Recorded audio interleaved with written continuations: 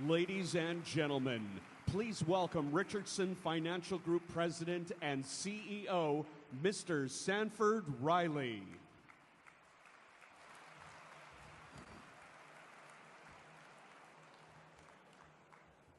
Wow. I hope partly you enjoyed that. I sure did. Ladies and gentlemen, this is a tremendous personal privilege for me and honor to be able to speak on behalf of Hartley at this dinner. Many of us have been coming to the Idea Dinner for over 30 years, and we know there's a rhythm to this evening. Because the recipient has generally been someone with little or no direct connection to Winnipeg, this part of the program, entitled Reminiscences, is reserved for a friend or colleague of the honoree to introduce him or her to the audience, to chronicle their career, and to extol their virtues. This year is quite different. Hartley Richardson, as you've heard, is only the third resident Manitoban to ever have been named the International Distinguished Entrepreneur in the 36-year history of this award, the others being Albert Cohen in the first year and Izzy Asper in 1997. We all know Hartley. He's one of us. He's our friend. And we're all here in record numbers to show our respect, and because so many of us have been the beneficiaries of his success in business and of his contributions to the community. This is our opportunity to honor one of our own who really deserves this recognition, and that makes this evening very special. But tonight is also special because it's a celebration not just of Hartley's achievements, but of our community, into which all of us, including Hartley, have invested so much. I've said on a number of occasions that Winnipeg is the collective act of will of all the people who live here. We're not located near major resources. We're isolated from other major population centers, and we certainly didn't choose to live here because of the weather. We're here because we like living here. We like our cottage country. We care about our neighbors, and we know they care about us, and we're all passionate about making our community a better place. Most of us could live anywhere, could locate our businesses anywhere, but we chose to stay here and to build this city. That's what our forefathers did, and that's what all of us in this room have been doing as well. We've been building this city one community institution after another. And because we have such high expectations for our city and are working, however, with limited resources, we've learned to work together, collaboratively, across all areas of the community and in close partnership with all three levels of government. It's a uniquely Winnipeg way of getting things done. And that partnership is represented here tonight. Just take a moment to look around at all the people sitting near you from so many different parts of the community. Generations of Winnipeggers have done this, including, of course, Hartley's grandparents and parents. Many of our greatest community assets, our hospitals, universities, the WSO, and the Centennial assets, the Blue Bombers, you name it, Winnipeg Foundation, they were all created by citizens of this city who wanted to make their city a better place to live, saw the need, and filled it. Now, I think our forebears would be very happy if they could see what we've done during our turn at bat over the last 25 years. Winnipeg has experienced a remarkable renaissance. Just take a drive around the city. Look at Assiniboine Park, Bell MTS Centre, the home of our Jets, the Museum for Human Rights, the Inuit Arts Centre, IGM Field, True North Plaza, revitalized Exchange District, the Forks, and on it goes. Everywhere you turn, you can see the product of our generation's vision and our generation's will. You see a community that cares about itself and is prepared to do the things that are required to make this a great place to live. But all these initiatives required leadership. And in our generation, that has come in large measure from Hartley. He's been a major player in almost every significant project that we've undertaken over the last quarter century. If he hasn't personally led the initiative, he's encouraged and supported those that have, and he's given so much of his time, his credibility, and his financial support to make these projects happen. And so tonight, my job is very simple and very clear. I'm not here to introduce Hartley to all of you, but I'm here to thank him on behalf of everybody who's here tonight for his friendship, his commitment, his willingness to roll up his sleeves and work alongside the rest of us, and for his leadership. Now, some might say that Hartley was born to this role, but that would fail to appreciate some of his remarkable personal qualities. I've known Hartley for over 60 years, worked with him on many projects in business and in the community, and I've seen those qualities demonstrated time and again, starting at a very early age. My first recollection of Hartley's business instincts occurred when he was 6 or 7 years old, and he sold the bunnies which his rabbit had produced to my brother Patrick.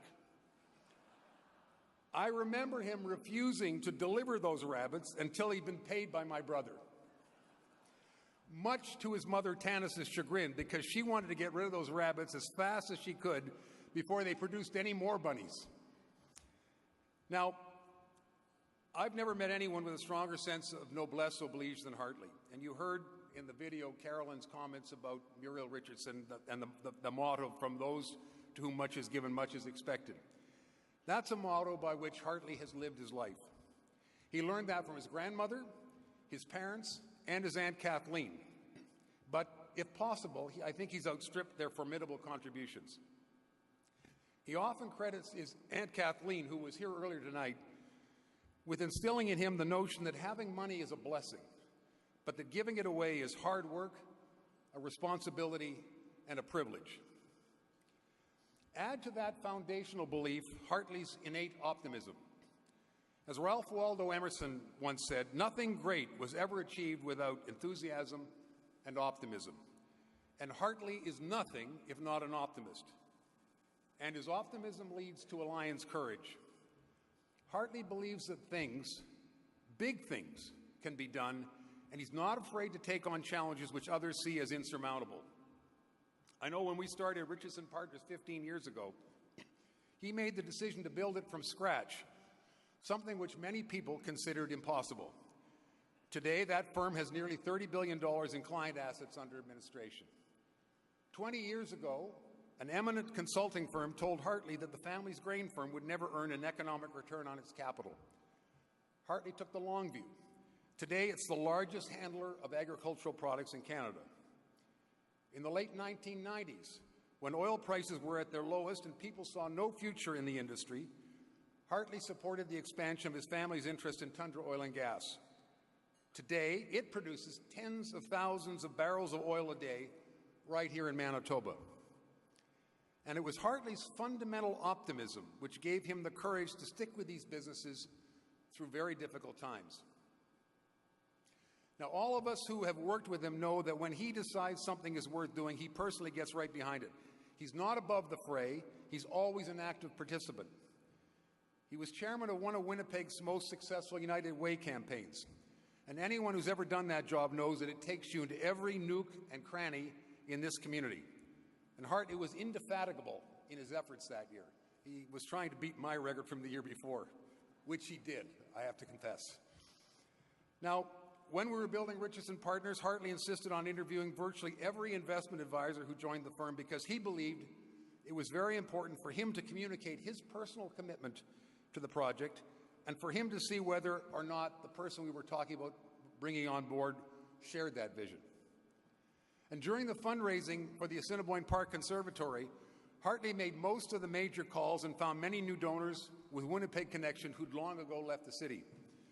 As Hartley said, once you've lived in Winnipeg, no matter how many years ago, no matter how long you were here, you're always a Winnipegger. And, as I think we heard tonight, if you're not a Winnipegger, you want to be one. And that was his motto when he started talking about fundraising. I also think about Hartley's insistence on setting high standards. He's never been afraid to ask us to think of ourselves in a much bigger way.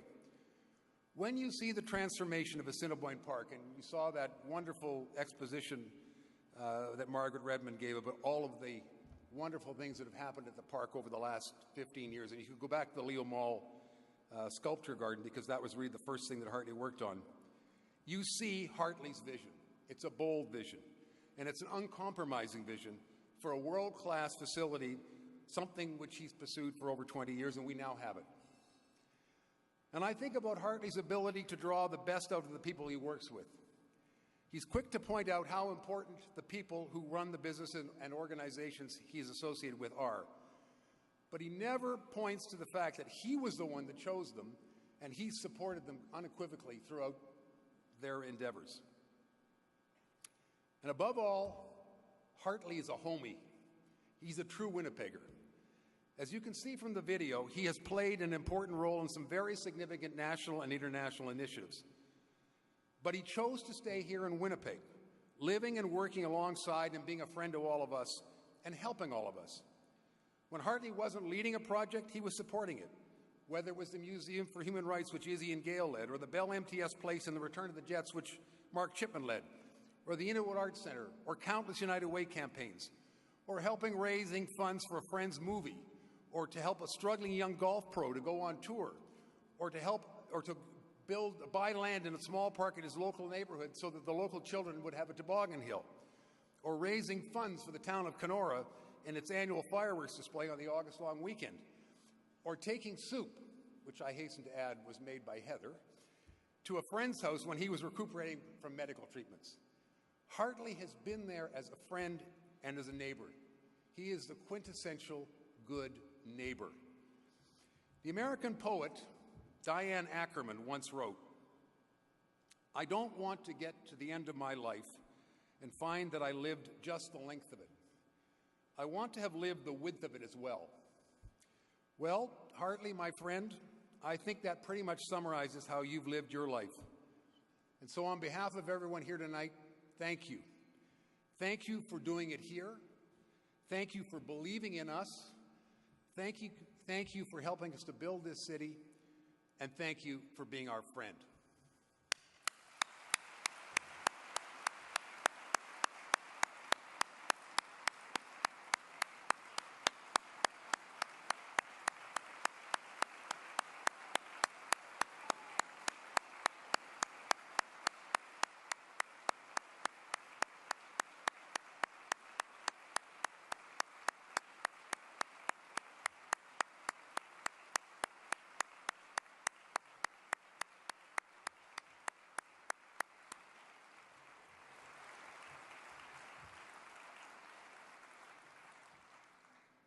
Now, Hartley, to commemorate this event, a number of your friends decided that a big party simply wasn't enough. We wanted to do something of a more enduring nature, something which would help strengthen this community and which would reflect your values. And so we settled on the idea of establishing a legacy fund in your honor to support the University of Manitoba Asper School of Business, which you attended. The funds that have been raised will be used to support the opportunities for students here in Manitoba in two ways. First, to provide bursaries for students of limited means to help with the cost of their tuition, books, and student fees. And second, to allow students at Asper the opportunity to participate in educational programs outside of Winnipeg, which will broaden their horizons and help them to operate more efficiently in a global economy. This has been an extraordinarily well-supported initiative, both in terms of its financial success and the number of people who've signed up to support it. And while this has been a broad-based effort, which included many of your friends, I'm going to ask two of them to tell us a bit more about the importance of this initiative to the university and about our results. Victor Dodig is President and Chief Executive Officer of CIBC, with whom James Richardson and Sons Limited has had a more than 100-year banking relationship. And when we decided to launch this initiative, Victor and the bank were the first people on board. Harvey Sector is completing his 9th and final year as Chancellor of the University of Manitoba. More importantly, Harvey has been a director of James Richardson and Sons Limited for many years and a close advisor to Hartley. I would be remiss if I didn't take this opportunity to acknowledge that Harvey will be completing his 9-year term as Chancellor of the University of Manitoba next week. His vision and wisdom have made him one of the most influential voices, not just at the university, but within the province. And the creation of this legacy, which connects his relationship with Hartley and the university, is, it seems to me, a particularly fitting conclusion to this chapter of Hartley's life. So before I call Harvey and Victor up, would you please join me in recognizing Harvey's contributions?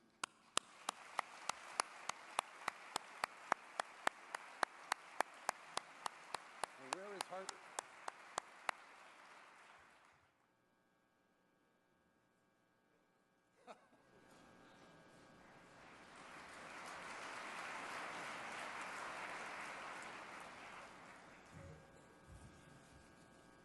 As you've heard, the University of Manitoba established the IDEA Award with the help of the affiliates in 1984 to honor leaders who've achieved outstanding entrepreneurial and business success and who've made an exemplary contribution to global economic life. Those who've received this award include some of the greatest contributors in business from the last 3 decades and more. Tonight, I'm proud to add a UM alumnus to this esteemed list. Hartley Richardson is the president of James Richardson & Sons Limited, one of Canada's largest private family-owned corporations. He currently serves as chair of the Assiniboine Park Conservancy and co-chair of the Trans-Canada Trail Foundation. He's the former chair of Talent Funds Advisory Committee, past chairman of both the Business Council of Canada and the Business Council of Manitoba. Dr. Richardson has received an honorary Doctor of Laws from both the University of Manitoba in 2004 and the University of Winnipeg in 2012. He was appointed to the Order of Manitoba in 2008, appointed a member of the Order of Canada in 2007, and promoted to an officer within the Order of Canada in 2013. While he's achieved remarkable entrepreneurial success, he's equally known for his commitment to the community, as we've just heard, and his lifelong advocacy for educational opportunity. His commitment to his family, many of whom are here tonight, has been well described. And I think you would agree that Hartley and Heather together are a wonderful example to us all. The Prime Minister of Canada has sent his congratulations for tonight, and his letter reads as follows. Dear Mr. Richardson, I'm pleased to extend my warmest congratulations to you as you were presented with the University of Manitoba's International Distinguished Entrepreneur Award. This prestigious award pays tribute to outstanding entrepreneurs who've made tremendous contributions to their communities and to our nation. Your philanthropic endeavors, leadership in the business community, and commitment to the people of Manitoba make you most deserving of this special recognition. You can be proud of your efforts to make a positive impact on our country's economic and social progress. Please accept my best wishes for a memorable event and for every future success. Sincerely, the Right Honourable Justin P.J. Trudeau, Prime Minister of Canada.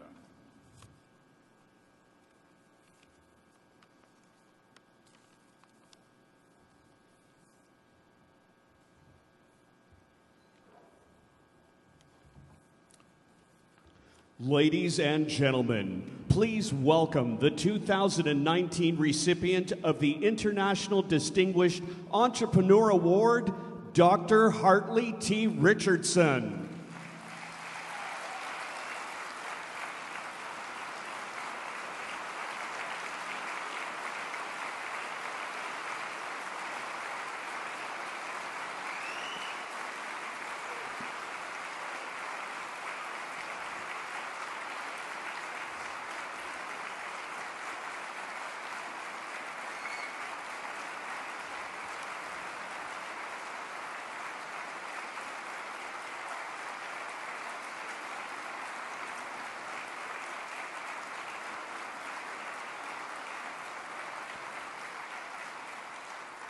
So friends, there are 2 things here.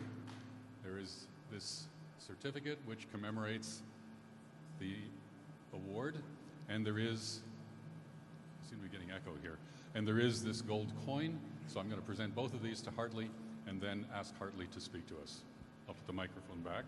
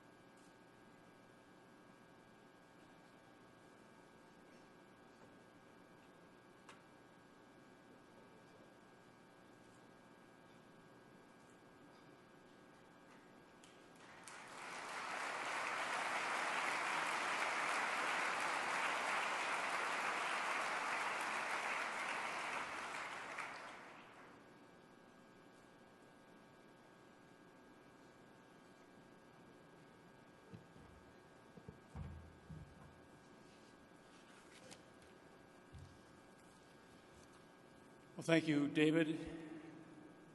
Deputy Premier Stephenson, ladies and gentlemen, good evening.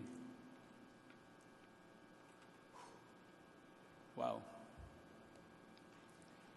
I was told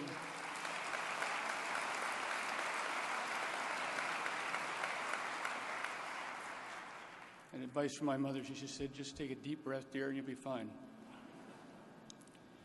I am truly honored to receive this recognition from my alma mater, the University of Manitoba. I am also incredibly proud to be in the same company as past IDEA recipients, especially fellow Winnipeggers Izzy Asper and Albert Cohen, as well as the 1986 IDEA recipient Jimmy Pattison, who is here with us this evening. 33 years, yes.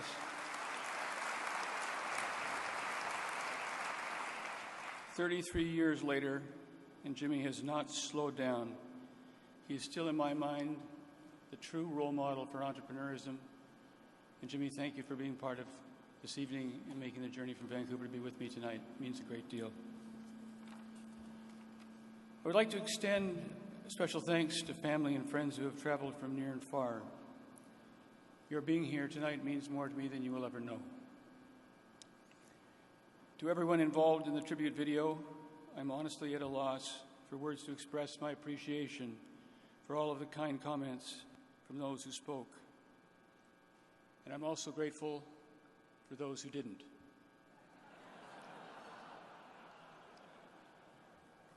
Sandy, it is difficult to find the words to express my gratitude to you for your extremely kind reminiscences. We have been friends, as you pointed out, and business partners for many years. Thank you for your thoughtful remarks, but more importantly, thank you for your friendship. I'd also like to express my sincere thanks to Arnie and Sandy, who were the driving forces behind the Hartley T. Richardson Student Support Fund. When I heard about it, I was completely overwhelmed to learn that this endowment being established at the university, and am truly humbled to learn of the extraordinary generosity tonight to those who have contributed to the fund. Harvey and Victor, thank you both for making the exciting announcement. It is extremely gratifying for me to know that students with limited financial means will benefit through renewable bursaries and obtain a world-class business education at the Asper School, as well as have the opportunity to experience exchange studies in different countries. Heather and I have witnessed firsthand the impact that studying abroad has made to our 3 children. Aidan studied in the UK, and Thor did his exchange in Singapore. Our daughter Celine is unable to be here tonight as she is writing her final exam in Bergen, Norway, where she has been on exchange at the Norwegian School of Economics. I firmly believe this is one of the most valuable experiences a student can have as they prepare to work in an expanding and competitive global marketplace. The establishment of these 2 scholarships is a wonderful investment in the Asper School of Business and its students, and it will be a legacy that I hope will benefit many young people in the years ahead.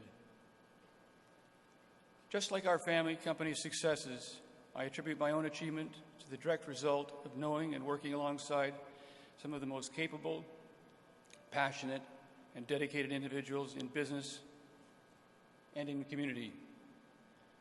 All of these individuals, along with the steadfast encouragement from my family, in particular my wife Heather, our 3 children, Aidan, Thor, and Celine, my mother Tanis, and my cousin Carolyn.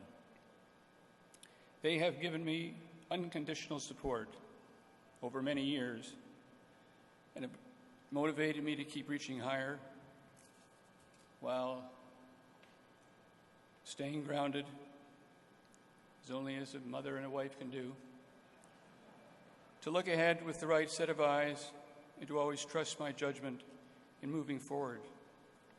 For in the words of Benjamin Franklin, without continual growth and progress, such words as improvement, achievement, and success have no meaning. For the past 26 years, I've had the distinct privilege to lead our family company through a challenging but exciting period of growth. This time of expansion would not have been possible without the support of the men and women I've had the good fortune to work with. I learned early in my career, hire smart or manage tough. Any success I have had was a result of having the best and brightest colleagues anyone could ever wish for. As a result, we will pass on to the sixth generation of our family a growing, dynamic, and successful group of companies. As mentioned in the video, our firm's founder, James Richardson, said at the time he established the family company in 1857 that our goal is to be the kind of business organization in which people can place their trust. Every generation since has worked tirelessly to live up to that goal, as have all of the women and men who've worked with our firm over the past 162 years. I believe the founder would be pleased that what he started as an entrepreneurial one-man grain merchandising company has grown and prospered. As we learned tonight, my grandmother, Muriel Richardson, president of James Richardson and Sons Limited from 1939 to 1966, and the first woman inducted into the Canadian Business Hall of Fame, believed that to whomsoever much is given, much is required. Our family believes strongly in giving back to the communities in which our employees work and live. I have been fortunate to have had many role models like my grandmother who all share a strong commitment to community. From them, I have learned that by giving back to community, by helping others, your life will be enriched in so many ways, too numerous to count. I certainly know mine has. I am very proud and passionate about our community, and it has been gratifying to have had the opportunity to work alongside so many dedicated individuals in our city, province, and country on projects that have hopefully improved the quality of life for both Manitobans and Canadians. My final remarks tonight are directed to the students of the Asper School of Business. You all have the ability, if you have the attitude, to make the difference, no matter what you choose to do. A number of years ago, I set out with a group of friends to climb Mount Kilimanjaro, the tallest mountain in Africa and the highest freestanding mountain in the world. When asked, why climb the mountain, mountain climbing legend George Mallory replied, because it's there. When I was asked, I said, because I have talked about climbing this mountain, now it's time to actually try and do it. So why is this relevant? Well, quite simply, I learned that it is easier to talk about doing something than to actually do it. So why is that the case? To do the most difficult things in life takes commitment, takes determination, and it takes having the right attitude. I learned on my journey up the mountain what I've learned in life. Stubborn determination and the fear of failing are a very powerful combination. You all have the ability, if you have the right attitude, to climb your own mountain, to challenge yourself to make a difference, no matter what you choose to do. There's a wonderful passage by writer Charles R. Swindoll. The longer I live, the more I realize the impact of attitude on life. Attitude to me is more important than facts. It is more important than the past, than education, than money, than circumstances, than failure, than successes, than what other people think or say or do. It is more important than appearance, giftedness, or skill. The remarkable thing is we all have the choice every day regarding the attitude we will embrace for that day. We cannot change our past, We cannot change the fact that people will act in a certain way. We cannot change the inevitable. We must accept the cards we are dealt. The only thing we can do is play on the one string we have, and that is our attitude. I'm convinced that life is 10% what happens to me and 90% how I react to it. And so it is with you. We are all in charge of our attitude. To climb to the top of a mountain, whatever mountain that may be, you need both your mind and your heart committed and the right attitude. Without the right attitude and the will to try, you won't stand on the summit, your summit, and feel the satisfaction of reaching your goal. In business, as in life, if you try, you never lose. You either win or you learn. You can only fail if you don't try. In the words of Sir Winston Churchill, success is not final, failure is not fatal. It is the courage to continue that counts. That is the attitude I have endeavored to apply to the challenges I've had throughout my life. Thank you once again to the University of Manitoba for this most prestigious award. Ladies and gentlemen, thank you for being here this evening. Tonight will be a memory I will hold dear for the rest of my life. Thank you.